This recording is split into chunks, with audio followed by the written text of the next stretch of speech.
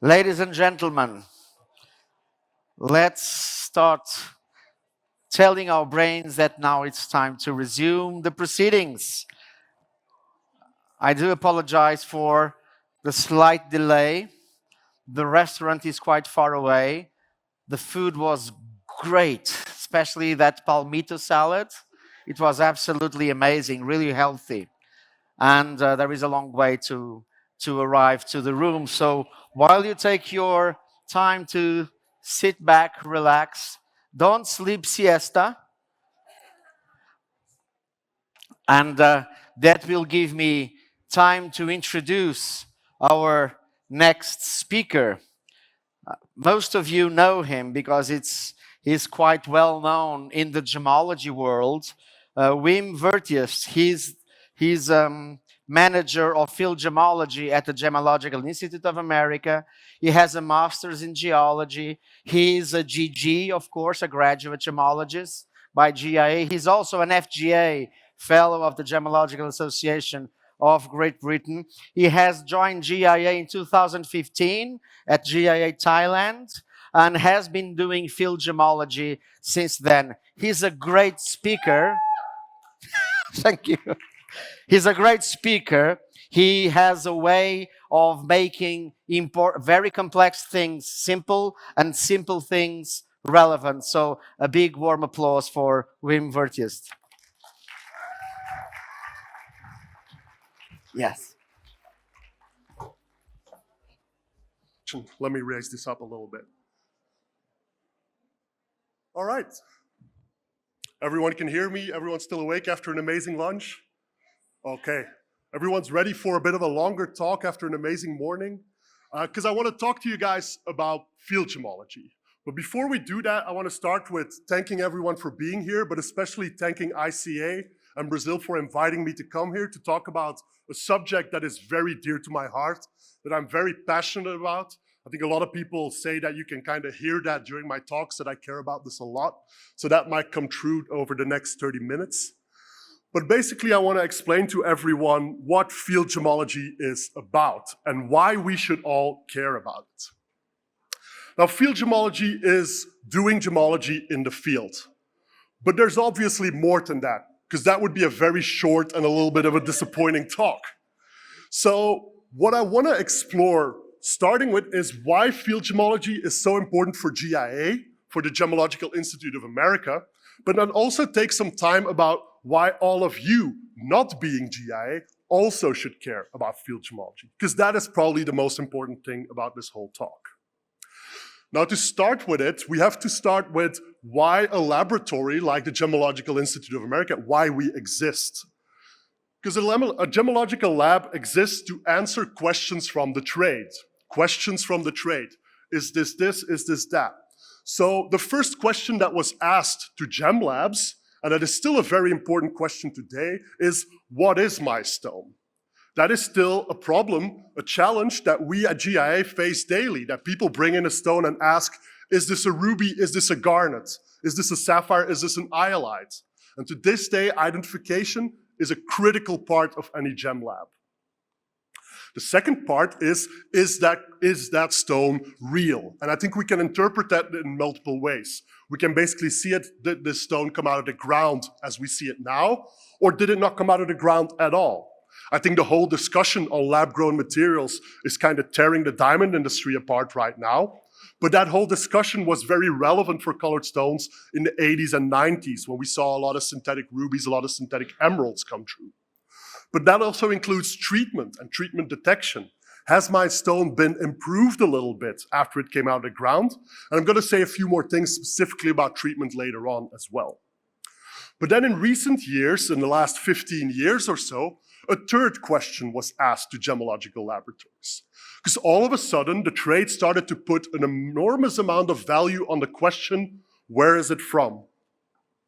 The origin of a gemstone. So GIA does a lot of work on answering these questions. That's why we're here. And all these answers to those questions are in those reports that you guys are hopefully all very familiar with. Because this answers, is my stone a ruby or a garnet? Is it a natural ruby? Is it a synthetic ruby? Has it been treated? Has it not been treated? Does it come from Myanmar? Does it come from Madagascar? So all these answers are in the report, but behind that report, there is so much work that goes into it. And a lot of that work is, I think I kind of pushed the wrong button there. There we go. Okay, a lot of that work is based on research. And for me, research can be broken down into three very important components, that if you miss one of these three pillars, you can't do proper research. And the first one is you need qualified, experienced staff. You need people who know what they're working with. You need people that are familiar with gemstones, but people also familiar with the sciences that are relevant for your gemstones. For example, if you want to be a pearl researcher, it helps a lot if you have a background in marine biology. If you want to study defects in diamonds, it helps a lot to be a physicist. So you need both of that. You need that very strong academic, broader background, but also that familiarity with the trade, qualified and experienced staff. The second part is having the equipment and instruments. But more important than having it is being able to use them correctly. Every idiot with $20,000 can buy an advanced instrument and get papers with wiggly lines out of it. That doesn't mean you're actually doing science. It is knowing what those wiggly lines, those big lists of numbers mean. And that is what I mean with understanding your equipment and instruments. I would trust an experienced person with a loop over an idiot with a multi-million-dollar lab any given day. That is what it comes down to, using your instruments. But even then, if you have an army of PhDs in all the relevant sciences, and you give them billions of dollars of equipment to do research, everything they're going to be doing, every result that they'll produce is going to be useless if they don't do it on reliable samples. These reliable samples are the core foundation of doing proper research. This is the whole principle of rubbish in, rubbish out. If you start studying rubies from Mozambique and you're not even sure that these rubies are from Mozambique, you're just wasting everyone's time. That is where reliable samples come in. But what makes a collection reliable? What does that actually mean? And to explain that, I'm going to use a quote from Sir David Attenborough, who is way more respected than I am, and he just summarized it perfectly.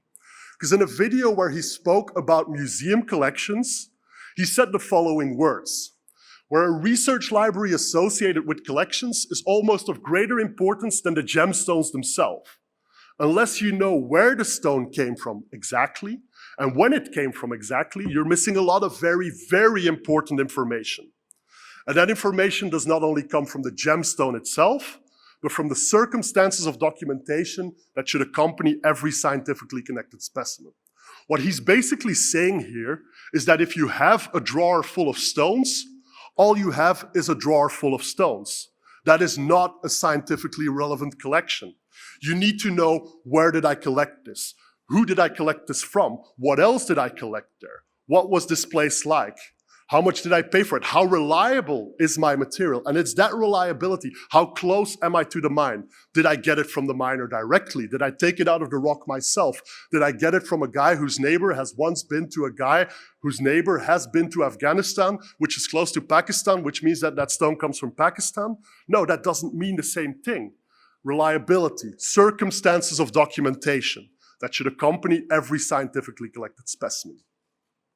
So that forms GIA's core colored stone reference collection. That is the foundation of all of our colored stone research, which is a well-documented collection where we put a lot of emphasis on how sure are we where this stone is from?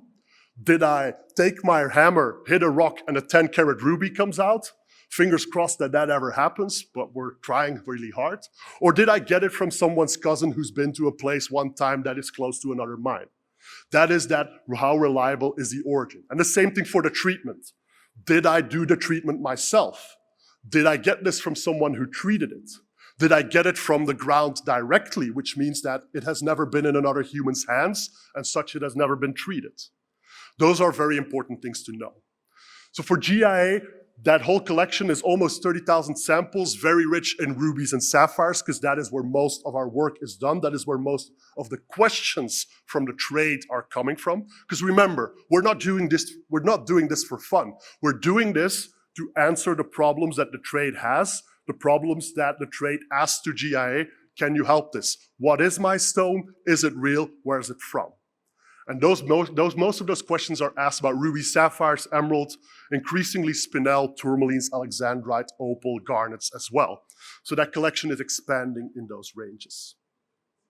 Now to do that, GIA has done over 100 field gemology expeditions where we collected material all around the world.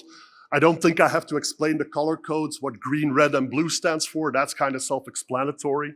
But you can see that we have visited most parts of the world where there is a lot of ruby, sapphire, and emerald production. So we have a very broad scope. So you can see that that is very important for GIA to be in the field, to be present there, to see what's out there, to collect that material. So from that point of view, we all understand why field gemology is very important for GIA. But why the hell should you guys care? What does that mean for you? Why should you, as a jeweler, a trader, a miner, a journalist, an appraiser, care about field gemology? And I think it was said this morning by Marcelo Ribeiro, who said that people don't know their gems. And I think that is why we all need to do field gemology. Because the essence of field gemology is better understanding your gems. And I think I break that down into 4 pillars. 4 pillars that we can look at them individually, but we have to look at them as a holistic thing. Because all these things, all these 4 pillars, they are part of the story of your gem. And part of the story means part of the value. And that value, that could mean a lot of different things for a lot of people. The value that GIA puts on its gem is how certain are we of its origin and its treatment. For a lot of people, that value in the stone is how beautiful is it. But that value could mean a lot of different things for a lot of people. So the first thing that we obviously need to understand is the gemstones itself. I think that speaks for itself. We can't do gemology without understanding the gemstones. And that means understanding the inclusions and the impact that inclusions can have on gemological work. That could be helping us in origin determination. That could be helping us in identification. Could be helping us in treatment detection. That is where understanding your gemstones is a very important part. But also taking it a little bit further, understanding the advanced data and the implication that that has. Understanding the chemical analysis of your stone and the implication that that has. Understanding how gemstones are actually colored. Because a lot of these things seem very simple to us, but it is actually pretty complex science about why is an emerald really green. We can give a 2-line answer to it, but we can also dedicate an entire career to studying that. So these sometimes very simple questions, understanding these gems from a very complicated, from a very unexpected angle sometimes is also part of it. And then something that is more relatable for most people is, from that gemology, is understanding your gemological nomenclature, but also being able to have that discussion. Because if we are not on the same basis, it means that if we don't all have the same understanding of gemstones, we can't have a good discussion about what really is the color of Paraíba tourmaline. How far can Paraíba range? How far can it go that direction? If we don't have a proper communal definition about what a Paraíba tourmaline is or should be or could be, we can't establish those criteria, for example. Now, the second part is the mining of gemstones. And I think the mining of gemstones, I'm going to break that down into 2 parts. Because the mining has a lot of implications. With a lot of discussions that are happening right now with sustainability, with environmental impact, I see a lot of that in the mining part. Also, the working conditions, the health impact of mining. But then there's also the geological processes at work. Understanding how the earth works and why gems are only found in certain places. For me, that is also part of understanding the mining. And it is a very exciting, but often a very overlooked part of the gemstone cycle. Because there's obviously a lot of people here who have visited gem mines, and we all know that gem mines don't look like this. It kind of would be amazing that you can go into a mine with your trusty raccoon friends and come back out with buckets full of faceted emeralds, rubies, and sapphires. But unfortunately, this is not the reality. This is not what gemstone mining looks like. Yeah, I see a lot of people going, oh damn, that would be incredible. But it is not the reality. But we have to acknowledge the reality if we want to help it improve. Because if we don't visit mines, if we don't know what the conditions in the mining is like, and I mean not only in Brazil, but more outside the world, because I think here I want to make the comment that this morning we learned that Brazil obviously is facing still a lot of challenges, but also I think that Brazil is probably one of the most mature colored stone mining industries in the whole world.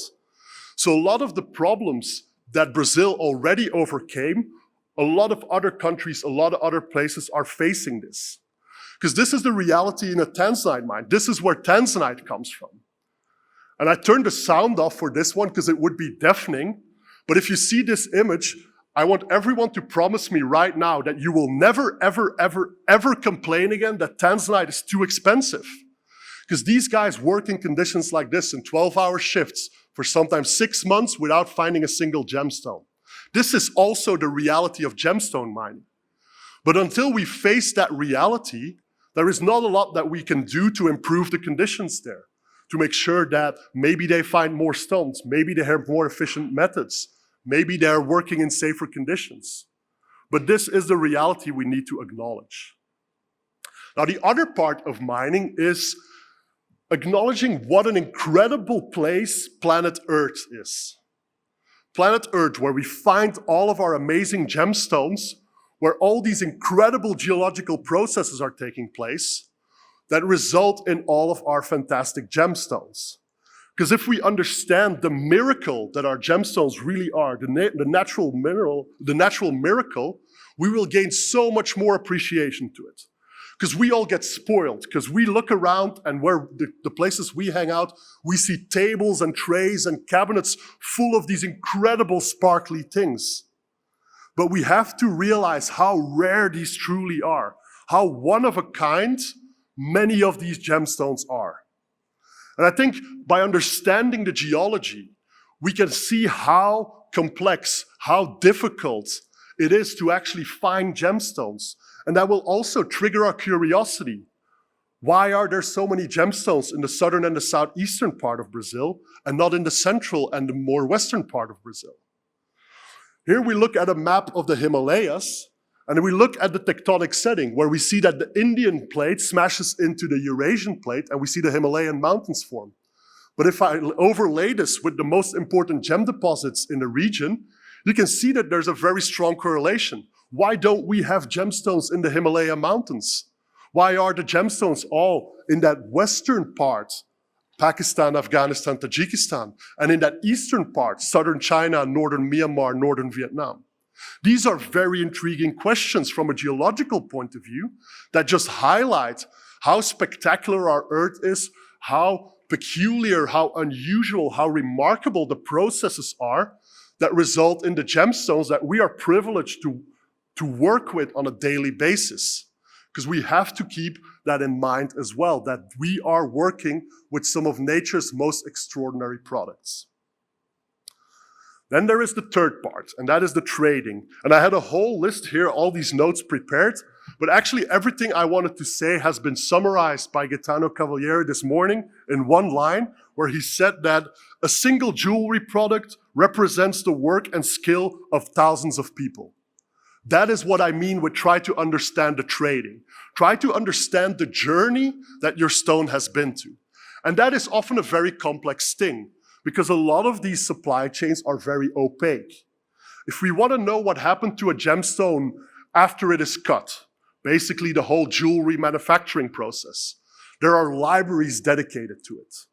But if you want to understand the journey of a stone, how it came out of the ground somewhere and ended up in someone's hand and moved to a different continent and was turned into a faceted stone and then was traded in a wholesale market, there is no information available about that.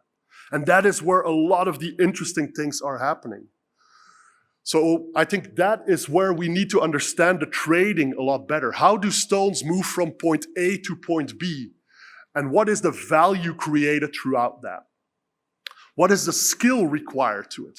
Because the journey of a lot of sapphires that we see on Place Vendôme in Fifth Avenue start right here in a buying office in the middle of the desert of southern Madagascar in a place called Ilakaka, where this guy, armed with a 10x visor that is patched up with duct tape and a loop with flimsy batteries, with a torch with flimsy batteries and a cup of water, he is laying the foundation for what we will later call extremely fine jewelry. The skill that these people have in making those decisions in those conditions of valuing that material, I challenge everyone here to sit in that chair for 10 minutes and come out as a sane person. Because it is extreme amount of pressure, it is an extreme amount of skill to make these decisions there that could influence tens of thousands, hundreds of thousands of dollars. Another part of understanding how stones move from point A to point B is understanding where value is added. Why does a stone come out of the ground worth $10 in Tanzania and sells for $10,000 in Paris? Where does all that value come from? Who made money on it, and where does the increases happen? And I think this is where I want to go back to that treatment that I said in the beginning, where I think that we should talk about understanding value addition. Because if we look at gemstones, and those of you that are familiar with mining, it would be incredible that all you get out of a mine is gem quality material. But that is not the reality. Here we are looking at production from a sapphire mine in Thailand, and we can see that there's about 5% of the production in terms of weight that is actually nice as it is. These are nice blue stones. But what are you going to do with the rest of it? Because if there's one thing that's become clear in the last years, it is that you can't run a system for the 1% alone. You need to be able to create value with all these other products, with the material in the back. And a very easy way to create value with it is to prove it with heat treatment or other kinds of treatments. Because we have to keep in mind the most important thing about a gemstone, and this is something that is the most simple thing but is very often forgotten, is it pretty? And treatment can help you make a lot of stones look pretty that weren't pretty the way they came out of the ground. We'll make them more attractive, we'll find them a buyer. Obviously losing a bit of a premium, but they're still able to make some money with it to turn that around. So treatment is one way to upgrade lower grade material. So I'm gonna make some very strong statements here. Feel free to fight me on it. But I think treatment allows us to utilize way more rough gems. And because we are able to use more rough gems, we have a higher percentage to find the finer materials. I think one rough dealer explained it to me. If you don't have a market for the 50 kilograms of brownish garnet, you are never going to find the 10-carat ruby. That is what it is about. You need to be able to move the material that is not highly desirable the way it comes out of the ground, make it more desirable. Another way is that treatment provides us with a range of gems in different price categories. Ideally, we would all be decked out with priceless, flawless gemstones, but unfortunately, my wallet doesn't allow for that. I can only afford a heat-treated sapphire because the premium for a treated stone, I cannot afford that. Does that mean that I'm not worthy of a sapphire? No, there is a sapphire in my range, and treatment allows for that.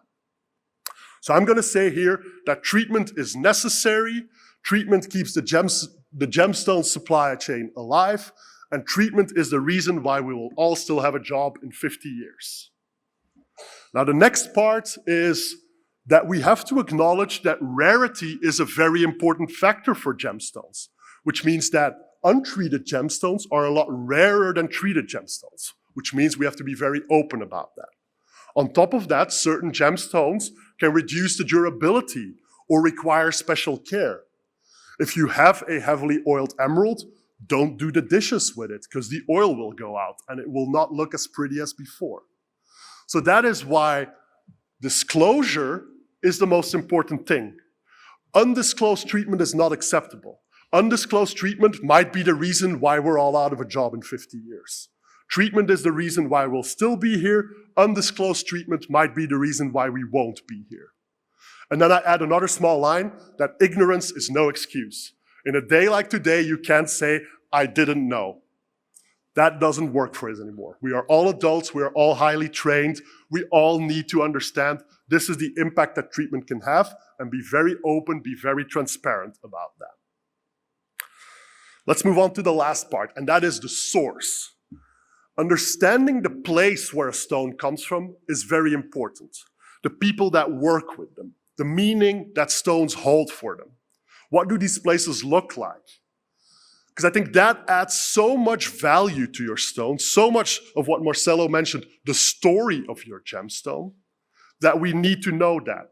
All these facts that were listed here about the Belmont mine, protecting the Atlantic forest, renewable energy, things like that, but also more complex issues around these sources. Because if we understand what these stones mean for these people, for the people that work with them, we will appreciate the value for it. If you're not a fan of emeralds, I challenge everyone to talk to Marcelo and his team for 5 minutes, and emeralds will be your favorite stone. If you're not a big fan of blue sapphires, talk to any of the Sri Lankans here, and in 5 minutes, blue sapphires will be your favorite stone. That is what understanding the source is about. But it's also sometimes a little bit more complex, and it has a little bit of an ugly side. We have to acknowledge that. For example, understanding the source is also understanding what it means for supply. Right now, there is a heavily armed conflict going on the border of Pakistan and India, which resulted in a ban of gemstones from Pakistan. Pakistan, which is probably in the top 5 of producing gemstone areas in the world. What does that mean if one of the top 5 players is not allowed to play anymore? What does it mean that Eastern Congo is completely under control of a militia that is not interested in tourmaline mining, where we can say that Eastern Congo is probably responsible for about 20% of the green and pink tourmaline coming in the market today? What does it mean that the Australian government changes a law that you can no longer apply for mining licenses in a cattle farm? Understanding all of these things is very important to understand the full story about your gemstone.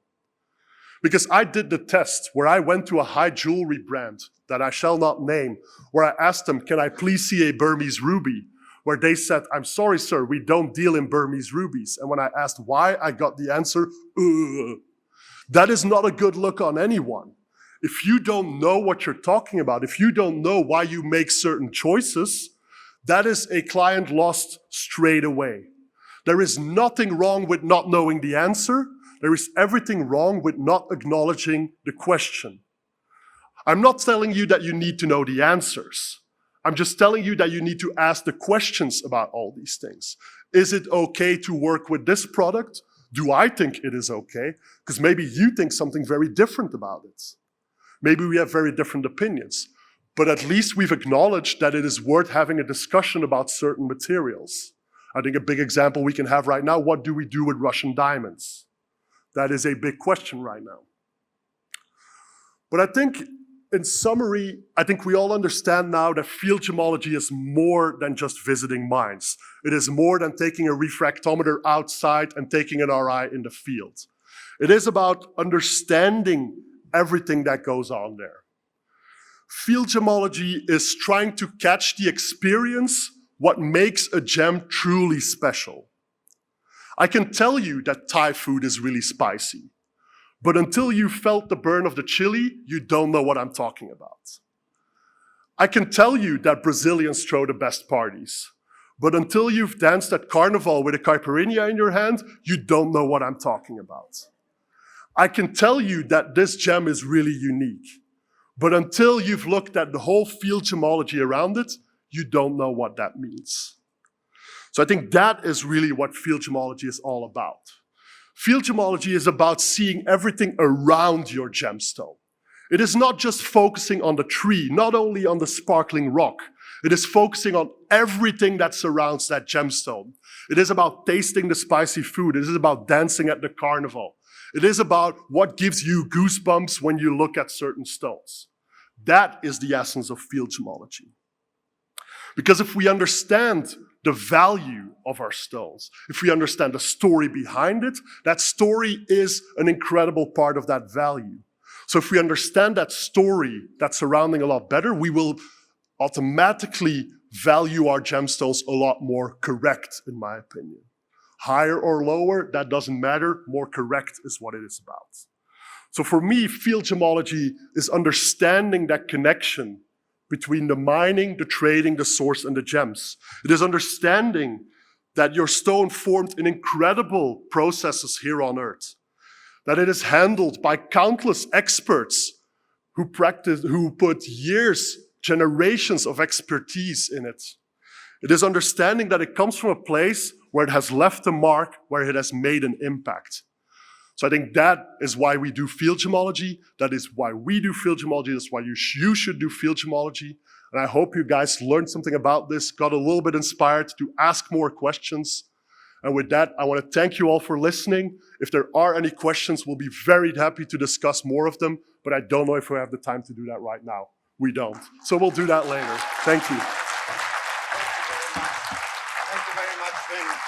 Can you turn on? Oh, the microphone is on. Just for you to know, because you mentioned that if you don't dance the carnival, you don't understand the culture, we will have carnival dancing tonight to understand better the Brazilian gemstones. So very inspiring. Thank you very much. Thank you so much. Thank you very much, Wim.